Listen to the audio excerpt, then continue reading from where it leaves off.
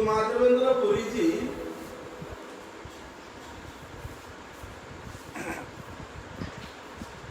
विभिन्न लीला स्थलों का दर्शन करते करते वे इस ब्रज में पहुंचे। ब्रज में वे गोवर्धन का परिक्रमा किया। परिक्रमा करते करते वे गोविंद कुंड में बैठ गए। अभी माधवेंद्रपुरी जी वे अयाचक वृत्ति से अपना जीवन निर्वाह करते हैं। अयाचक वृत्ति मतलब किसी से कोई चीज की याचना नहीं करना, किसी से कोई वस्तु की मांगना नहीं की इच्छा भी नहीं करना, ना खाने की, ना पहनने की, ना आश्रय की। जहां रात्रि हो संध्या हो जाता था उसी वृक्ष के नीचे उनका निवास स्थान होता था। अगर कोई स्वेच्छा से बाबा जी को थोड़ा सा दूध या छाछ पिला दे तो पी लेते थे, अगर नहीं मिलता तो वो उपवास रहते थे। अन्न कभी नहीं खाते थे, ना ही फलाहार करते थे। केवल दुर्गामृत कोई दे देता तो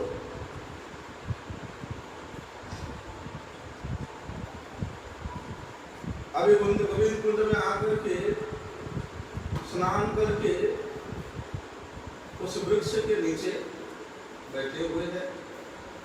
बैठे बैठे भगवान के नाम का स्मरण कर रहे, जप कर रहे। अभी सुबह से गोवर्धन परिक्रमा करते करते थक गए हैं। सुबह से किसी ने कोई उनको आज बुलाने की बाबा ले नेक दूध पी ले, नेक छाछ पी ले, कोई नहीं बोला। फिर भी मन एकदम शांत है, प्रशांत चित्त है। अभी शाम होने वाला है। उसी समय एक बालक आया, गोप बालक, ब्रज का बालक। कैसे आया? उसने हाथ में एक पात्र लेके आया और उस पात्र में दूध भर के लेके आया। पर भी बालक मुस्कुराते मुस्कुराते कहता है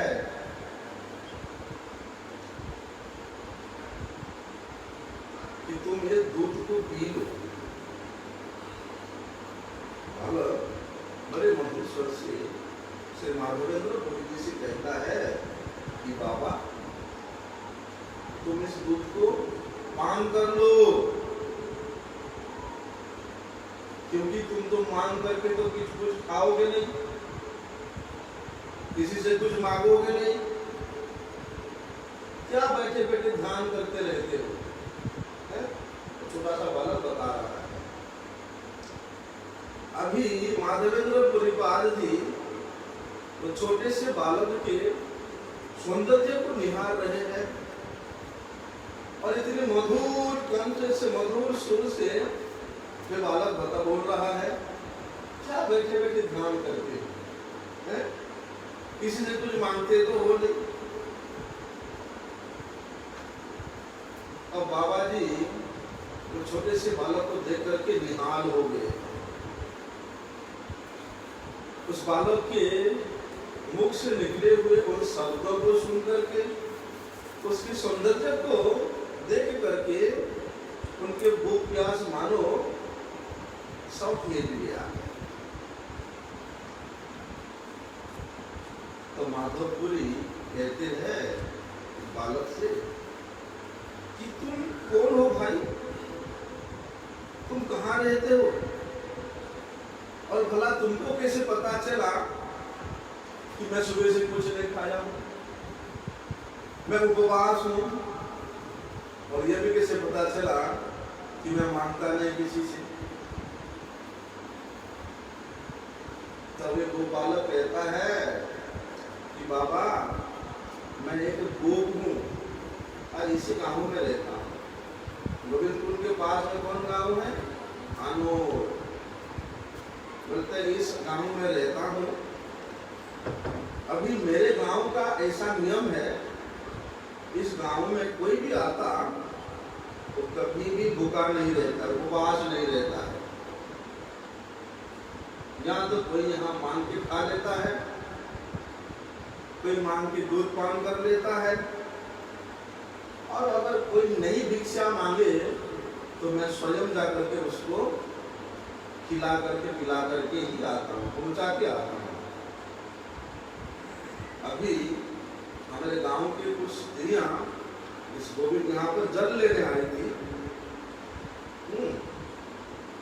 और स्त्रियां देख रही कि बाबा इतना देर से बैठे हुए कुछ खाए नहीं पिए नहीं।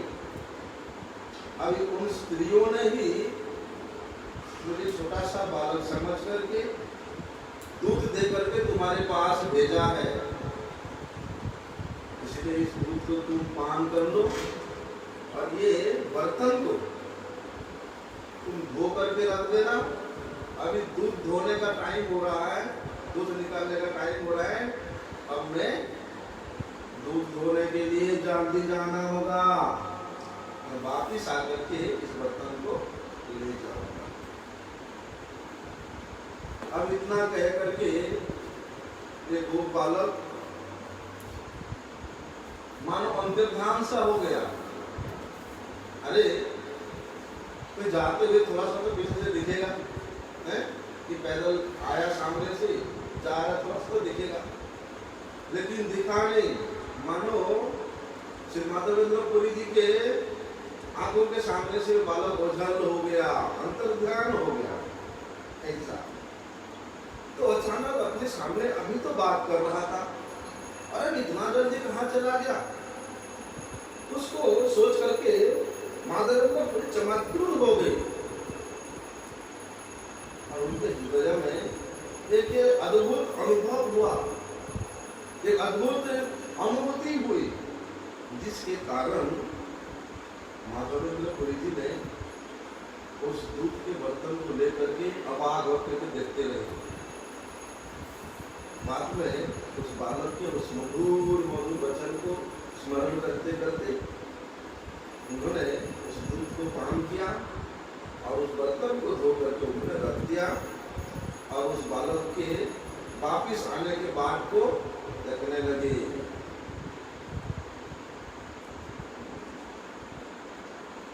अभी शाम हो गया, दूध निकालने का टाइम भी चला गया, रात्रि हो गया, अर्धरात्रि हो गया है, फिर भी बाबा तो बर्तन को लेकर के बैठे हुए हैं कि वो लाला आएगा और ये बर्तन ले जाएगा।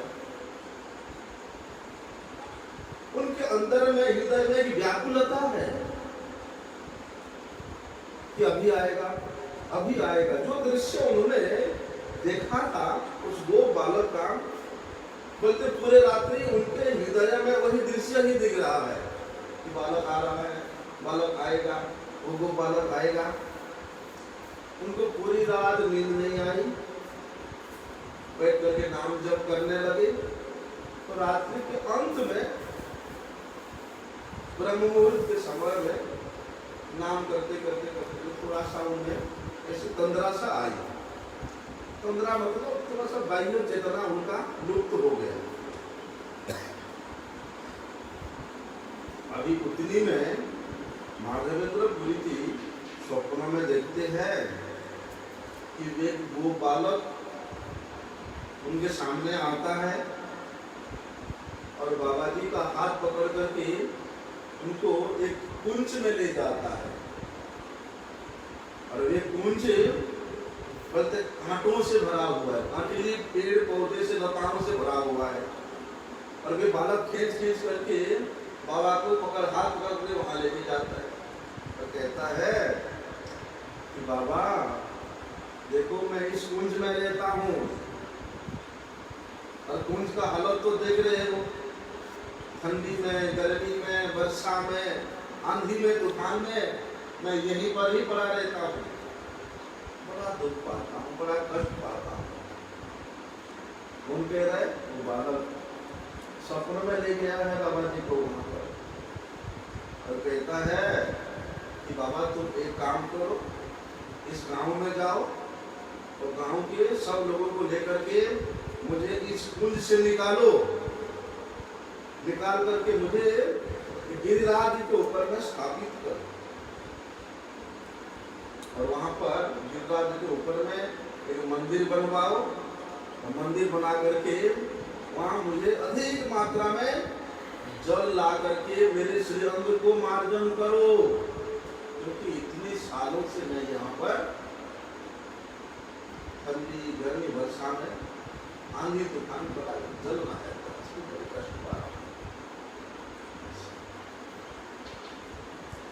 और कहता है वो बालक, बाबा देखो मैं बहुत दिन से तुम्हारे ही प्रतीक्षा कर रहा था, तुम्हारे ही बाट को जो रहा था, और मन ही मन में सोच रहा था कि कभी आसी माधव हमारे परिवेश सेवन, कि माधवपुरी कब आएगा और मेरा सेवा करेगा, क्योंकि मैं तुम्हारे प्रेम के वशीभूत हूं और तुम्हारी सेवा को ग्रहण करने के लिए मैं लालायित हूं।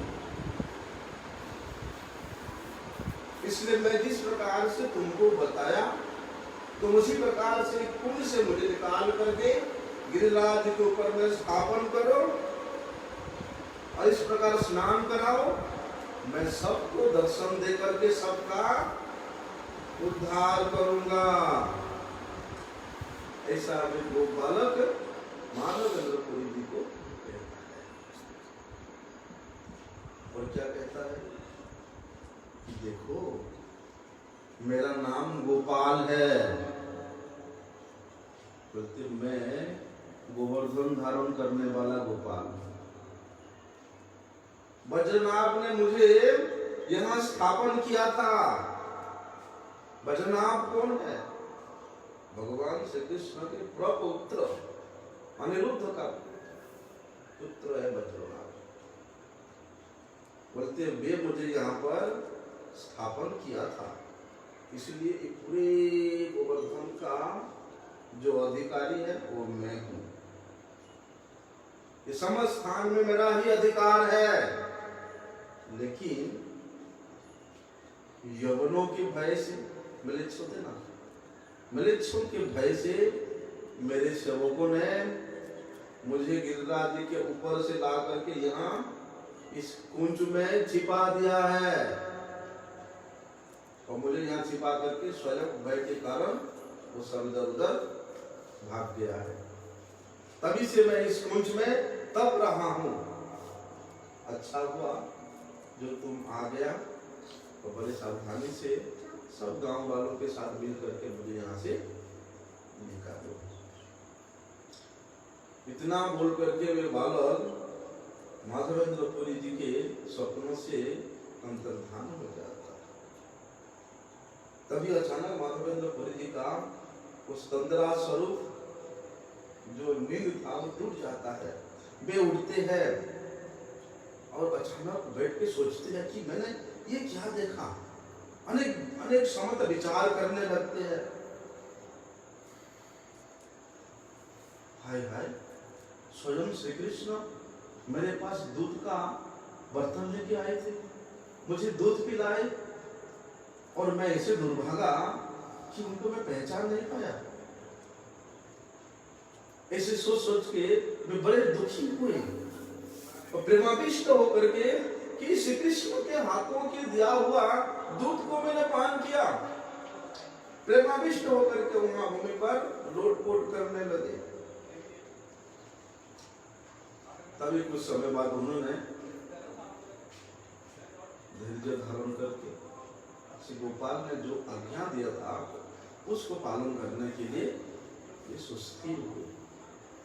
प्रातः काल हुआ, बाबा जी स्नान वगैरह करके उस गांव में जाते हैं, और गांव में जैसे पहले ढिंडोरा पिटवाते ना, ऐसे जोर जोर से बोल रहे हैं, सुनो सुनो सुनो गांव वाले सुनो, तुम्हारे गांव का जो देवता है, तुम्हारे गांव का जो ईश्वर है, वो यहाँ इस कुंज में पड़ा हुआ है। इसलिए चलो वहां मेरे साथ चलो, हम सब लोग मिला करके उनको वहां से बाहर निकालेंगे। लेकिन मैं वो कुंज को देख के आया, वो कुंज बहुत ही घना है, इतने कांटिले लता पता वृक्ष से भरा हुआ है कि ऐसे वहां प्रवेश करा नहीं जाएगा। इसलिए जिसके घर में फावड़ा है, यहाँ कुरारी है, यहाँ दाह है, जो भी कांटिले पेड़ को काटने के अस्त्र शस्त्र लेकर के सब लोग आ जाओ। अभी गांव के देवता के नाम सुन करके गांव वाले सब एकत्रित हो जाते हैं और बड़े अत्यधिक आनंद के साथ सब लोगों ने बाबा जी के पीछे पीछे उस स्थान पर जाते हैं। उन सघन वृक्षों के झाड़ियों को साफ कर करके उस कांटों को काट करके रास्ता बना करके उसमें प्रवेश करते हैं। अभी प्रवेश करने के बाद वहां जाकर के देखते हैं कि ठाकुर जी वहां मिट्टी में और सूखे तन के पेड़ पौधों से बड़े हुए वहां पर ढके हुए। अभी ऐसी अवस्था में ठाकुर जी को वहां देख करके ब्रजवासी जन बड़े विस्मित होते कि हाय हाय, देखो जब तक यहाँ पर कांटों को साफ नहीं किया तब यहाँ प्रवेश करना असंभव था, लेकिन ठाकुर जी ने ऐसे कांटोदार रास्ते के अंदर में बाबा जी को खींच के लेके आए। यहाँ कैसा विस्मयकर घटना है।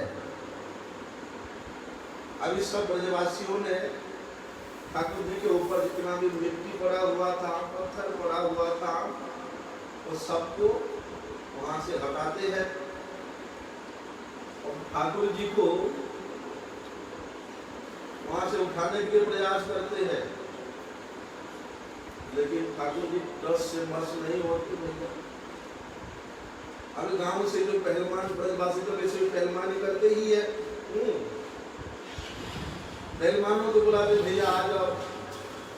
अरे पहलवानों से भी ठाकुर जी का श्री विग्रह डस से मस होने वाला नहीं है।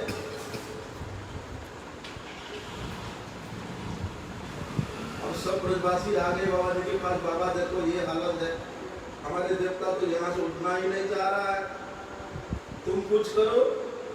तो बाबा जी जाकर के थोड़ा सा हाथ लगाए तो वो विग्रह को आसानी से वहां से सब लोगों ने उठा करके एक पत्थर का सिंहासन के ऊपर गोपाल जी के श्री विग्रह को बिठाते हैं और पीछे सहारा देने के लिए और एक पत्थर पीछे से ऐसे करके सहारे के रूप में रखते हैं। अभी गांव के सब ब्राह्मण लोगों ने नए नए घड़े ला करके गोविंद कुंड से जल लेके आते हैं। 100 नया घड़ा लेके आए और सब लोगों ने 100 नया घड़े में 100 नहीं 900 उसमें जल भर के ब्रजवासी लोग कैसे गान करती है, कोई भी अनुष्ठान हुआ शुरू हो जाती है ठाकुर जी का महिमा नाम करना, है ना। सब समस्त ब्रजवासी स्त्रियां ऐसे ठाकुर जी के गुणगान करते करते गोविंद कुंड से लाइन लगी हुई है, वहां ऊपर में जाकर के जल पहुंचा रही है। कोई गीत गा रहा है, कोई नाच रहा है, मानो ऐसा जैसे कि एक बहुत बड़ा महोत्सव जैसा माहौल वहां पर हो गया। अभी गांव में जितना भी दूध दही घी मक्खन जितना भी था वो सब ब्रजवासी लोग वहां लेकर के आ गए। कोई पुष्प के लिए जाता है, कोई तुलसी चरण करने जाता है, कोई वस्त्र ले आता है, ऐसे बहुत सारे व्यवस्था वहां होता है। और ठाकुर जी को अभिषेक करने के लिए पंचगव्य का व्यवस्था होता है, दूध दही घी गोरचना और गोमय और पंचामृत का भी सब बड़ा बड़ा आकार में बड़े बड़े आयोजन होता है। और किसी को नहीं बोला बाबा जी ने, सब ब्रजवासी लोग अपने आप ले लेके आ रहे।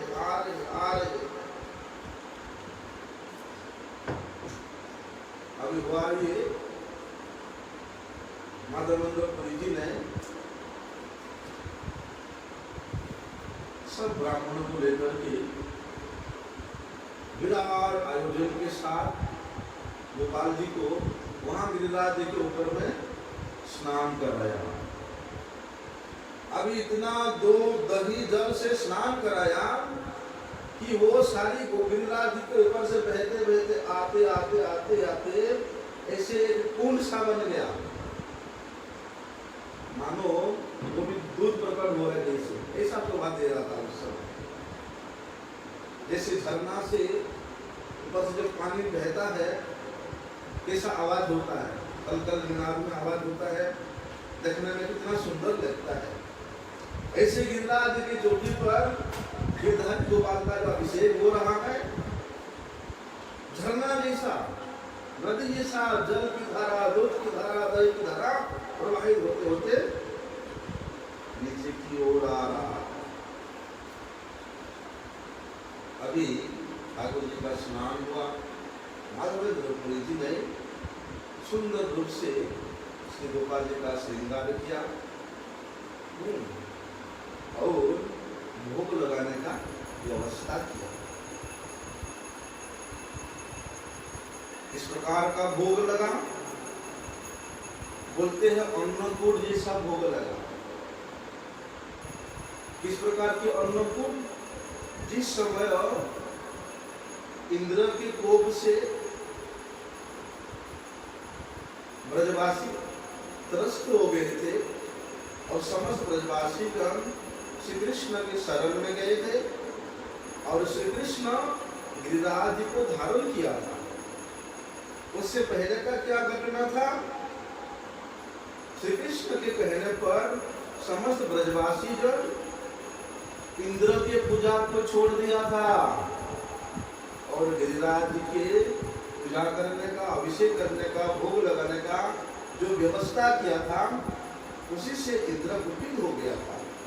तो उस समय श्री कृष्ण के कहने पर समस्त ब्रजवासी जन जिस प्रकार से अन्नकूट महोत्सव किया था, अभी 5000 साल बाद बिल्कुल ऐसे ही अन्नकूट जैसा एक विशाल महोत्सव का आयोजन हुआ। उस महोत्सव को जो भी आया उसमें योगदान किया, ऐसा अन्नकूट, कूट मतलब होता है पहाड़, पहाड़ पहाड़, हाँ,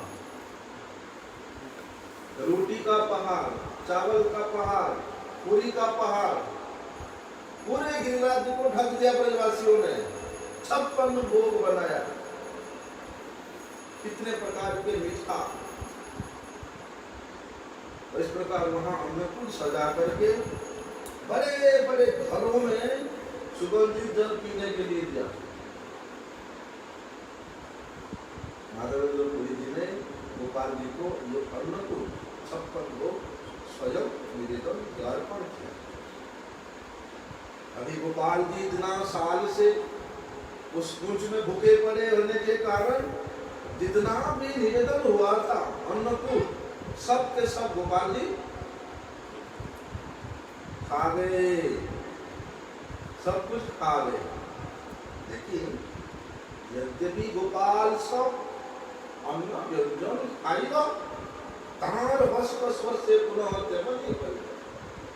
यद्यपि गोपाल जी तो समस्त अन्नकूट के प्रसाद भोग को ग्रहण करके खत्म कर लिया, लेकिन उनके हाथ के स्पर्श होने के कारण वो फिर जैसे कि वैसे मर गया। लेकिन गोपाल जी के इस लीला को, इस लीला के रहस्य को केवल माधवेंद्रपुरी ही अनुभव करते, क्योंकि भगवान की कोई भी क्रिया भक्तों के सामने छुप नहीं सकता। भगवान के कोई भी रहस्य भक्त जान लेता है, छुप नहीं सकता है। बोलते एक दिन में, एक दिन की परिश्रम में इतना बड़ा महोत्सव हुआ केवल गोपाल के प्रभाव से, गिरधारी गोपाल के प्रभाव से एक दिन में इतना विशाल महोत्सव हो सका। लेकिन इस रहस्य को कोई नहीं जान पाया। गांव के देवता का नाम सुनकर के ब्रजवासी लेके आ रहे, घर खाली कर रहे भैया। कितने दिन से माखन जमा करके सब उठाओ है, सब लेके आ रहे। अभी भोग तो लग गया। माधवेंद्रपुरी जी ने गोपाल जी को आचमन दिलाया, उनको मुख धुलाया। मुख धुलाने के बाद उनको तांबूर अर्पण किया, पान, उसके बाद आरती किया। आरती करने के बाद सब लोग जय जयकार करने लगे। अभी माधवेंद्रपुरी पादी क्या करते हैं, गोपाल इतना दिन से वहाँ घाटों के बीच में सोया हुआ है, पड़ा हुआ है, इसलिए आरती करने के बाद ब्रजवासियों से बड़े सुंदर पलंग तथा व्यवस्था की। सुंदर पलंग लगाया, उस पलंग में गोपाल जी को शयन कराया और चटाई से चारों तरफ घेर दिया। जैसे कमरा जैसा होता ना, ताकि गर्म हवा ना लगे। चटाइयों का दीवार बना दिया और ऊपर में चटाई भी टांग दिया ताकि धूप ना लगे। चटाई का छत भी बना दिया। अभी माधवेंद्रपुरी जी ने गोपाल जी के शयन करने के बाद समस्त ब्राह्मणों को निर्देश आज्ञा दिया कि यहाँ जितने भी बालक हैं, वृद्ध है, नर नारी है, गांव के सभी लोगों को महाप्रसाद का भोजन करवाओ। सभी रहकर के साथ बैठ करके गोपाल जी के महाप्रसाद का पेट भर के सबसे पहले ब्राह्मण और ब्राह्मणियों को बिठाया। उसके अलग अलग पंक्तियों में सब ब्रजवासी लोग बैठ करके प्रसाद पाए। केवल उसी गांव के ही लोग नहीं, आसपास के जितने भी गांव के लोग वहां देखने के लिए आए थे, गोपाल जी का दर्शन करने के लिए आए थे, बोलते उन सबको भरपेट गिरधारी गोपाल का प्रसाद खिलाया गया। अभी माधवेंद्रपुरी जी को तो पहले कोई जानता नहीं था, क्योंकि माधवेंद्रपुरी जी ऐसा एक सन्यासी थे, प्रतिष्ठा का नाम सुनते हुए भागते थे। अभी ठाकुर जी ने उनको इतना प्रतिष्ठा दिया है कि माधवेंद्रपुरी जी के प्रभाव को देख करके सभी लोग बड़े चमत्कृत हो जाते हैं। और ऐसा अन्नकूट का महोत्सव शायद द्वापर के बाद हुआ नहीं था, अभी हुआ। द्वापर में एक बार जो हुआ था वो हुआ था, उसके बाद शायद माधवेंद्रपुरी जी ने कराया। ऐसा सब ब्रजवासी लोग सोच रहे थे।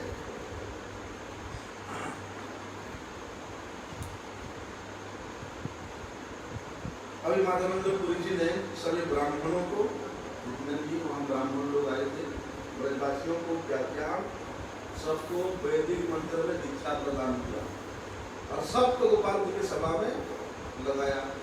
क्योंकि अब तो और गोपाल जी अगले दिन रहे, वहाँ नगर बस चुका है भैया। 10,000 गाय हो गया गोपाल जी का। सब ब्रजवासियों ने अपने अपने घर से ला करके गोपाल जी के लिए एक एक गाय दिया। 10,000 गाय हो गया। कोई मंदिर बना रहा है, कोई रसोई बना रहा है, रसोई घर बना रहा है, कोई आगंतुकों के लिए और भी कमरे का व्यवस्था कर रहा है। ऐसा अभी सब ब्रजवासियों ने प्रसाद पा लिया। संध्या शाम के वक्त लगभग 4:30 से 5 के बीच में माधवेंद्रपुरी जी ने गोपाल जी को फिर स्वयं से उठाया और उनको जलपान कराया। अभी इतने ब्रजवासियों ने इतना अन्नकूट का प्रसाद पेट भर के खाया, लेकिन माधवेंद्रपुरी ने कुछ नहीं खाया। रात्रि के सब लोग जब चले गए, गोपाल जी को शाम को जगाया, जगा करके फिर उनको भोग लगाया, भोग लगा करके सब लोग जब चले गए, अभी गए नहीं, अभी महोत्सव में सब लोग गए नहीं, अलग अलग दूसरे दूसरे गांव से जो लोग आए थे वो सब बाबा के पास बात करने के लिए बैठे हैं। किसलिए बात कर रहे कि बाबा कल हमारे गांव का बारी है, बाबा परसों हमारे गांव का बारी है। ऐसे 2 साल तक, 2 वर्ष तक एक एक गांव के लोगों ने ऐसे अन्नकूट का व्यवस्था किया। रात्रि के समय में माननीय गुरु जी ने गोपाल जी को रात्रि भजन दिया। सोने के बाद थोड़ा सा गव्यामृत अर्थात दूध को निर्ग्रहण करके ठाकुर जी के नाम को जप कर रहे। अभी अगले दिन फिर दोबारा मंगलवार जी को ठाकुर जी का सेवा करना है। दूसरे गांव में जितने भी व्यवस्था है अन्नकूट का, दूध दही घी दूध ये सब लेकर के सब लोग आ गए। पहले दिन जैसा सारे अन्नकूट का व्यवस्था होने लगा। 2 साल तक ऐसा चला।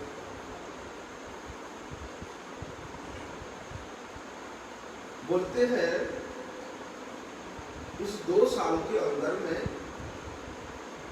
श्री गिरधारी गोपाल जी के इस महोत्सव में जो योगदान किया, अर्थात जो इस महोत्सव को दर्शन करने के लिए आया, इस अन्नकूट महोत्सव का प्रसाद जिसने पाया, उसके समस्त प्रकार के दुख और शोक दूरीभूत हो गया, दूर हो गया। सभी लोग एक एक अन्नकूट महोत्सव करने लगे। केवल आसपास के गांव के लोग नहीं, दूर दूर के गांव के लोग भी आकर के अपना नंबर लेने लगे कि हमारा गांव के नंबर कब आएगा। और सब लोगों ने द्रव्य लेकर के आकर के वहां अन्नकूट महोत्सव करने लगे। मथुरा के बड़े बड़े धनी सेठ व्यक्ति भी बड़े श्रद्धा पूर्वक बहुत से भेंट ला करके गोपाल जी की सभा में प्रदान करने लगे। इस प्रकार कुछ ही दिन में गोपाल जी का इतना वैभव बढ़ गया, सोना चांदी वस्त्र गंध द्रव्य से उनके कई वो भंडार घर भर गया। सब क्षत्रियों ने गोपाल जी के मंदिर के लिए मंदिर बना दिया, ऊपर में कोई दीवार बना दिया, कोई रसोई घर बना दिया। सब ब्रजवासियों ने अपने घर से एक गाय ला करके दिया। एक एक करते करते 10,000 गाय हो गया। अभी बाबा वृद्धावस्था है, हम लोग तो 1-2 दिन भी उत्सव होता ना थक जाते हैं।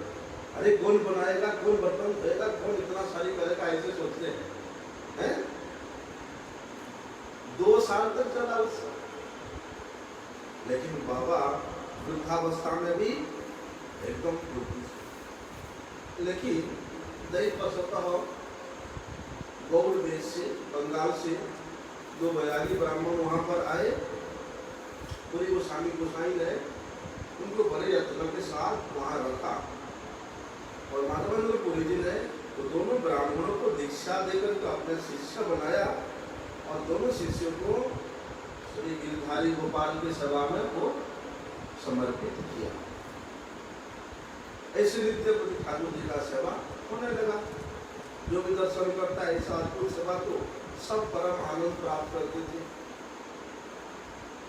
ऐसे जब 2 वर्ष व्यतीत हो गया तो एक दिन माधवेंद्र पुरी जी के सपने में गोपाल जी आकर के कहते हैं कि पुरी देखो, मेरे शरीर का ताप नहीं जा रहा है। यद्यपि तुमने 2 साल से मुझे पंचतव्य से, पंचामृत से, कुंड के जल से इतना स्नान करा रहे हो, फिर भी मेरे शरीर के ताप जो जलन है नहीं जा रहा है। अभी क्या उपाय है? बोलते हैं केवल मलयज चंदन लगाने से मेरे शरीर के ताप दूर होगा। अभी भैया मलय चंदन कहाँ मिलेगा? ये तो मलय पर्वत मिलेगा, मलय गिरी में मिलेगा, है? और वो कहाँ है? जगन्नाथपुरी है। इसलिए गोपाल बोलते हैं कि तुम यहाँ से जगन्नाथपुरी जाओ और वहां से मलय चंदन लेकर के आओ, तुम्हारे बिना दूसरे को जाने से नहीं चलेगा। अरे भगवान के साथ निष्ठुर है। बाबा बूढ़े बाबा है, 100 साल उम्र है, और यहाँ से वृंदावन से पूरी पैदल चल के जाएगा और वहां से चंदन लेकर के आएगा, है? दूसरे जाने से नहीं चलेगा, तुमको जाना पड़ेगा। और माधवेंद्रपुरी गोपाल जी के इस आदेश को सुनकर के वे तो प्रेम में आविष्ट हो गए और अपने प्रभु के आदेश को पालन करने के लिए चल पड़े, नीलाचल की ओर चल पड़े। और माधवेंद्रपुरी जी ने गोपाल जी की शुष्क सेवा करने के लिए उन दोनों शिष्यों को नियुक्त कर दिया, जो कि गौड़ देश से आए थे, और वे चल पड़े। नीलाचल के रास्ते चलते चलते माधवेंद्रपुरी जी गौड़ देश में पहले पहुंचना पड़ता है। शांतिपुर में पहुंचे और शांतिपुर में पहुंच के उन्होंने श्री अद्वैत आचार्य जी के घर में आए, एक रात रुकी। अद्वैत आचार्य जी ने श्री माधवेंद्रपुरी की कृष्ण प्रेम की ऐसी अवस्था को देख करके वे भी आश्चर्यचकित हो गए कि ऐसा प्रेम कि इसी उम्र में वे वृंदावन से जगन्नाथपुरी के लिए चल पड़े हैं, अभी ठाकुर जी के आदेश को पालन करने के लिए। तो अद्वैत आचार्य प्रभु ने माधवेंद्रपुरी जी को बड़े यत्नपूर्वक दृढ़तापूर्वक प्रार्थना करके उनसे मंत्र ग्रहण किया। माधवेंद्रपुरी जी ने उनको दीक्षा प्रदान किया। दीक्षा प्रदान करने के बाद वे नीलाचल की ओर चल पड़े। अभी गौड़ देश से नीलाचल जाने के रास्ते में रेमुणा आता है और उस रेमुणा में गोपीनाथ जी का बड़े ही मनोरम विग्रह है। रेमुणा में पहुंच करके माधवेंद्रपुरी जी ने श्री गोपीनाथ जी का दर्शन किया।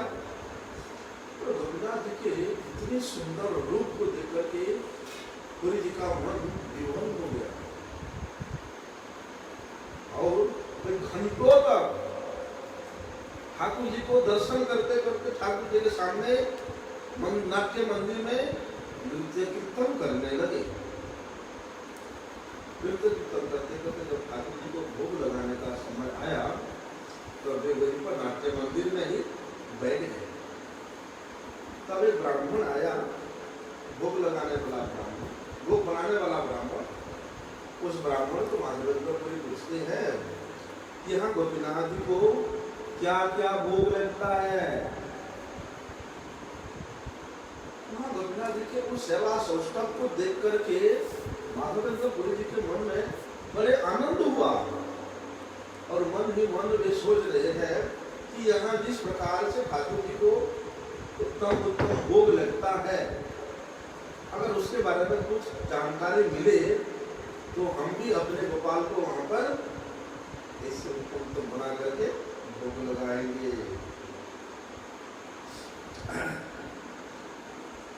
तो वहां पर गोपीनाथ जी को जिस प्रकार से भोग लगाए जाते हैं उन सब के विषय में विस्तृत रूप से श्रवण करने का उनका इच्छा हुआ और इसको श्रवण करके मैं अनुमानित ही गोवर्धन में जाकर के इसी प्रकार अनुमान लगा करके सब कुछ तैयार करके गोपाल जी को भोग लगाऊंगा।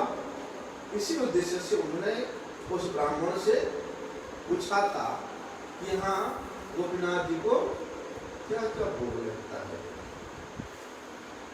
अभी माधवेंद्रपुरी जी के प्रश्न को सुनकर के वे रोसैया ब्राह्मण विस्तार रूप से सब कुछ बता दिया।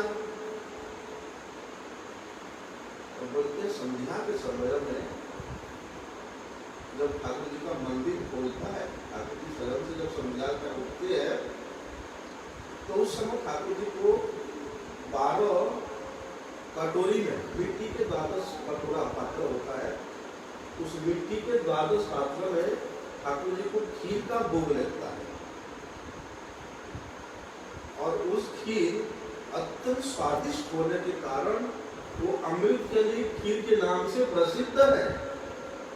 कोई कोई गोपीनाथ जी की खीर के नाम से भी जानते हैं, बल्कि संपूर्ण पृथ्वी में कहीं पर भी ऐसा खीर का भोग नहीं लगता है। बल्कि जिस समय माधवेंद्र कोई ब्राह्मणों से बातचीत कर रहे थे, उसी समय ब्राह्मण उनको बतलाया कि अभी तो गोपीनाथ जी को वही खीर का ही भोग लग रहा है। इसको सुनकर के माधवेंद्र पुरी मन में सोच रहे हैं,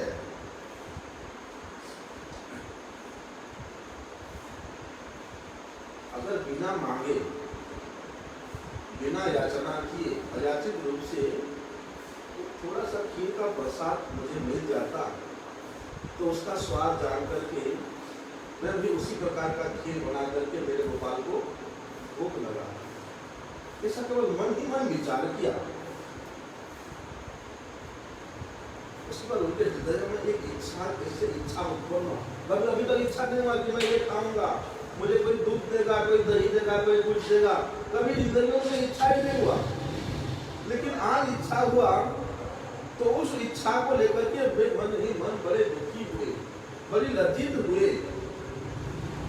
और भगवान का स्मरण करते हुए फिर उसी समय भोग समाप्त हुआ, समाप्त होने के बाद दर्शन आरती हुआ, आरती के बाद वे वहां से चल गए। कहाँ गए? गोपीनाथ मंदिर के थोड़ी सी दूर में एक स्थान है जहाँ पर हाट होता है। हाट मतलब 7 दिन में, एक हफ्ता में एक दिन वहां पर बाजार लगता है, उसको हाट कहते हैं।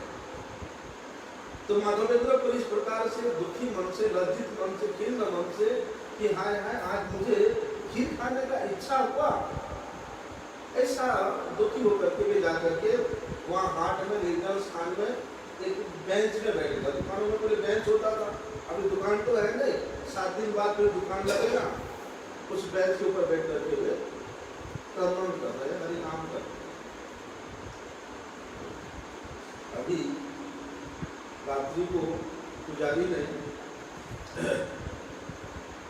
गोपीनाथ जी को शयन दे दिया। गोपीनाथ जी को शयन दे करके पुजारी मंदिर का सब कार्य करके अपने शयन कक्ष में जाकर के सोने ही लगा था। थोड़ा सा सोया ही था, नींद आया ही था, तो गोपीनाथ जी उस पुजारी को कहते हैं, पुजारी उठो, मंदिर के द्वार खोलो। मैंने माधवेंद्रपुरी के लिए, माधवेंद्रपुरी नाम का एक सन्यासी है, उसके लिए मैंने खीर का एक कोसरा रखा हुआ है। कहाँ रखा है? मैं अपने धोती के पीछे में छुपा करके रखा है। तुम तो समझ नहीं पाए मेरी माया के कारण। बोलते हुए सन्यासी माधवपुरी वहाँ हाट में बाजार में जाकर के बैठा हुआ है, तुम जाकर के वो खीर प्रसाद उसको दे करके आओ। अभी पुजारी सपने देख करके उठ जाता है, बैठ जाता है, वो सोचता है कैसा सपना है, मैं तो रोज 12 कटोरा में भोग लगाता हूँ और मैं रात को तो 12 के 12 कटोरा ही बाहर निकाल दिया था, फिर एक कटोरा खीर कहाँ से आ गया? पुजारी भी सोच में पड़ गया। मुझे याद है कि मैं 12 कटोरा ही खीर बाहर निकाला था, फिर एक कटोरा कहाँ से आ गया? जो भी है, पुजारी ने उठा, स्नान वगैरह किया, स्नान करके मंदिर का दरवाजा खोला, जाकर के ठाकुर जी के धोती से ठाकुर जी के नीचे देखते हैं मिट्टी के पसरा में एक कोसरा खीर रखा हुआ है। उस खीर को लेकर के ये पुजारी हाट में, और हाट में जाकर के ये कह रहा है कि जिनका नाम माधवेंद्र पुरी है, कृपा करके वे ठाकुर जी के इस खीर को ग्रहण करें। आपके लिए श्री गोपीनाथ जी ने खीर चोरी करके रखा था, आप इस खीर को ग्रहण करें और आनंद पूर्वक भक्षण करें। आपके समान भाग्यवान इस भुवन में और कोई नहीं है। बोलते पुजारी का पुकार सुनकर के माधवेंद्र पुरी कहते हैं, आप जिस अधम के नाम लेकर के पुकार रहे हैं वो अधम ये है। बोलते मैं ही वे अधम हूँ, मैं ही वे माधवपुरी हूँ। तो पुजारी ने माधवेंद्र पुरी जी को खीर का मसुरा दे करके उनको साक्षात दंडवत प्रणाम किया। और माधवेंद्र पुजारी ने तो माधवेंद्र पुरी जी को ये सारी वृत्तांत सुनाया कि किस प्रकार से खीर लेके आया, खीर कहाँ पर था, किसने खीर वहां लेकर के आने के लिए बोला। ये सारी सपनों के बाद जब माधवपुरी को उस पुजारी जी ने बताया तो माधवेंद्र पुरी उस घटना को सुन करके प्रेम में आविष्ट हो गए और क्रंदन करने लगे, बोलने लगे कि हाय हाय, मेरे एक इच्छा के कारण ठाकुर जी को मेरे कारण चोरी करना, खीर को छिपा करके रखना पड़ा, अपनी अर्धरात्रि को नींद खराब होना पड़ा ठाकुर जी का। ऐसा तो वहां पर माधवेंद्र पुरी जी के उस कृष्ण प्रेम को देख करके गोपीनाथ जी की जो सेवक था बहुत विस्मित हुआ। और ऐसा प्रेम को देख करके वे पुजारी सोच रहा है, भला गोपीनाथ वशीभूत क्यों नहीं होगा भाई, जिसके हृदय में इतना प्रेम है, ऐसे प्रेम में भला भगवान वशीभूत कैसे नहीं हो सकता है। तो पुजारी ऐसे सोच के माधवेंद्र पुरी जी को प्रणाम करते करते वो अपने घर को वापिस आए। तो माधवेंद्र पुरी जी प्रेम में आविष्ट होकर के गोपीनाथ जी के चुराया हुआ वो मिट्टी के कसूरा में जो खीर था उसको सेवन तो किया, और वही कसूरा को पात्र को धो करके छोटे छोटे टुकड़े करके उसको अपने बहिर्बास में एक गांठ बांध करके रख दिया। वहां से जाने के बाद, यमुना से जाने के बाद माधवेंद्र पुरी प्रत्येक दिन वहां से एक टुकड़ा वो मिट्टी का कसूरा का निकालते हैं और सबसे पहले उसको खाते, और जब भी उसको अपने जिह्वा में देते प्रेम में आविष्ट हो जाते। तो कटोरा भी तो दिव्य था, 12 के 12 कटोरा तो निकाल दिया था पुजारी ने, तो कटोरा भी दिव्य था। जैसे उस कटोरे की मिट्टी को अपने मुंह में डालते इसे प्रेम में आविष्ट हो जाते। अभी उस मिट्टी के जो भी था उसको टुकड़ा करके अपने आंचल में बांधने के बाद माधवेंद्र पुरी विचार करते हैं,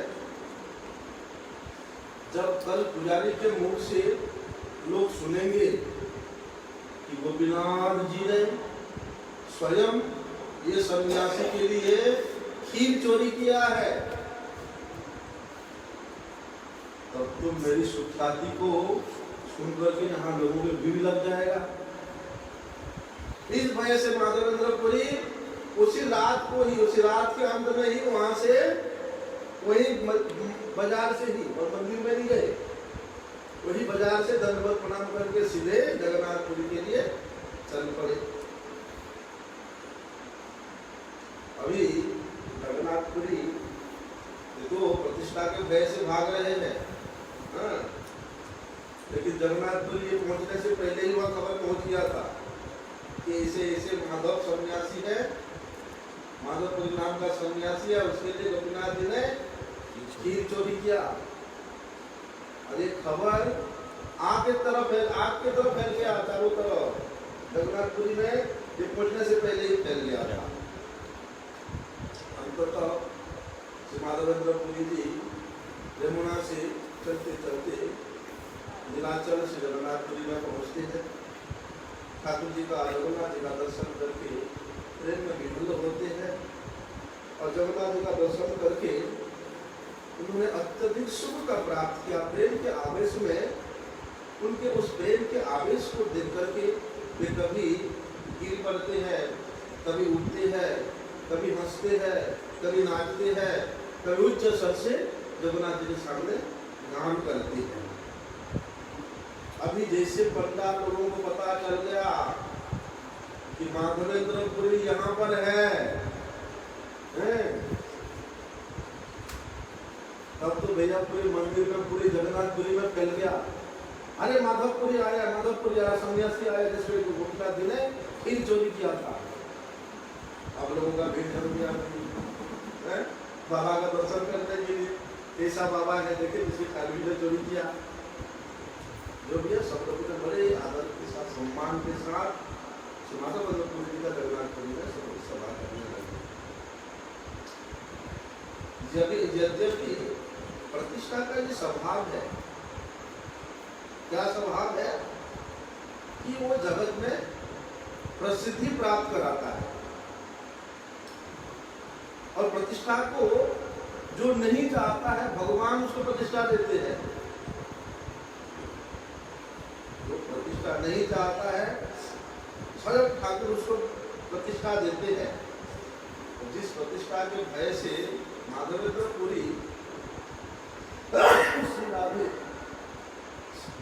जिस प्रतिष्ठा के भय से माधवेंद्रपुरी यमुना से रात्रि को ही निकल पड़े थे, प्रतिष्ठा भयपुरी रहे पलाइया, कृष्ण प्रेम प्रतिष्ठा चले संगे गोलाइया। प्रतिष्ठा के भय से माधवेंद्रपुरी रातों रात भाग के आ गए थे। बोलते वही प्रतिष्ठा कृष्ण प्रेम के साथ साथ चलती है। माधवेंद्रपुरी जी के ऐसे अपूर्व कृष्ण प्रेम के कारण प्रतिष्ठा भी उनके साथ साथ चलती है। जो लोग प्रतिष्ठा का इच्छा नहीं करके सत्कार्य करते हैं, क्योंकि सत्कार्य करने से प्रतिष्ठा तो मिलता है, लेकिन प्रतिष्ठा का इच्छा नहीं करके जो लोग सत्कार्य करते हैं उनके लिए प्रतिष्ठा विधाता ने स्वयं ही निर्माण करके रखा हुआ है। अभी हुआ ये वहां पर कर लेते हैं, कर्नूल यात्रा तक है ना, आपको कर्नूल यात्रा है ना, तो श्रवण कर रहे हैं, तो श्रवण कर लेते हैं।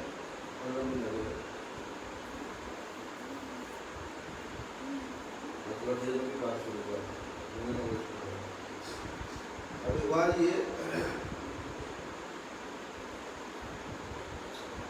वहां पर जगन्नाथपुरी में स्थानीय लोगों से इतना अधिक सम्मान मिला माधवेंद्रपुरी जी को, इतना प्रतिष्ठा मिला।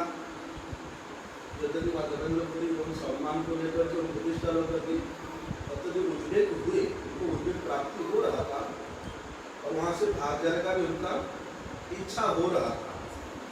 लेकिन कैसे जाए? गोपाल जी ने जो आदेश दिया है कि चंदन लेकर के आओ भैया। अगर मैं अपने सुख के लिए दुख हो रहा है कि उनको प्रतिष्ठा मिल रहा है, सम्मान मिल रहा है, वहां से चले जाने से उनको सुख होगा। इसलिए अगर मैं अपने सुख के लिए यहाँ से चले जाऊं तो मेरे गोपाल ने मुझे जो निर्देश दिया है चंदन लाने के लिए वो तो मुश्किल हो जाएगा। इसलिए माधवेंद्रपुरी जी ने उन सम्मान के मध्य, प्रतिष्ठा के मध्य में रहते हुए भी वे अपने उद्देश्य को पूरा करने के लिए जगन्नाथ जी के जो सेवक है, महंत जन है और राजा के जो कर्मचारी जन है, उन सबको बताया। क्या बताया? कि ऐसा गोपाल जी ने चंदन मंगाया है। गोपाल जी इतने साल से वहाँ ऐसे तप रहे थे, इसलिए उनके शरीर में जलन हो रहा है और गोपाल जी ने स्वयं मुझे भेजा है यहाँ से चंदन लेके जाने के लिए। तो माधवेंद्रपुरी जी के श्रीमुख से गोपाल जी के आदेश को की बात को सुन करके जगन्नाथ जी के जितने भी सेवक थे सबके सब अत्यधिक आनंद पूर्वक उत्साह पूर्वक चंदन संग्रह करने लग गए। जिन जिन पंडाओं का, महंतों का, राजा के कर्मचारियों के साथ जान पहचान था, उन सबसे कांटेक्ट करके चंदन मंगाए, कर्पूर मंगाए। कितना चंदन मंगाए? बोलते हैं 1.25 मन चंदन और 20 तोला 20 किलो कर्पूर मंगाए। ऐसा अभी इतनी सारी चंदन कौन उठाएगा भाई? 1.25 मन तो 60 किलो हो गया, 50 किलो हो गया। हाँ, 50 किलो चंदन कौन उठाए? तो वहाँ पर सब लोगों ने, सभी महंतों ने, जगन्नाथ जी के सेवकों ने बोलते 2 सेवकों का, एक ब्राह्मण का और एक सेवक का व्यवस्था कर दिया। केवल इतना ही नहीं, चंदन ले जाने के लिए नहीं, रास्ते में अगर कहीं पर कुछ टैक्स देना होता है, क्योंकि चंदन लेके जा रहा है, उसको तो ऐसे ले जा नहीं दे सकते। चंदन करने के लिए पहले उसमें सरकारी स्टाम्प लगता है, अनेक कुछ वो है। तो उन लोगों ने सारी व्यवस्था कर दिया। रास्ते में अगर कुछ कहीं पर टैक्स देना होगा, किसी को ढेर चढ़ाना होगा, तो उसके लिए पैसे नहीं देना पड़ा। अभी जो बाबा जी ने, जो सन्यासी माधवेंद्रपुरी जी ने कभी किसी से कुछ नहीं मांगा था, कभी इच्छा नहीं किया था, अभी सब मांगना पड़ रहा है। रास्ते के लिए पैसे भी मांगना पड़ रहा है। ऐसा अभी हुआ ये, माधवेंद्रपुरी जी ने उन दोनों सेवकों के साथ तो चंदन को और कर्पूर को लेकर के गोवर्धन की ओर यात्रा करने के लिए निकल पड़े। तो गोवर्धन की ओर आते हुए रास्ते में वे पुनः रेमुना में श्री गोपीनाथ जी के मंदिर में पहुंचे। गोपीनाथ जी के चरणों में उन्होंने प्रणाम किया और प्रणाम करते ही प्रेमाविष्ट हो गए, नृत्य कीर्तन करने लगे। और माधवेंद्रपुरी गोपीनाथ जी के मंदिर में आया हुआ देख करके वहां के जितने भी सेवक लोग थे, सब सेवक लोग अत्यधिक आदर किया, सम्मान किया। और अब की बार तो एक क्यों, जो 12 कटोरी खीर लगता है, वो 12 के बाद उसी रात माधवेंद्रपुरी जी ने वहीं पर गोपीनाथ जी के मंदिर में ही रात्रि शयन किया। और रात्रि के अंत में सपना देखा। सपना किसका था? ये छलिया का था, जो यहाँ बैठ के करा रहा है गिरिराज जी में, गोवर्धनधारी गोपाल है।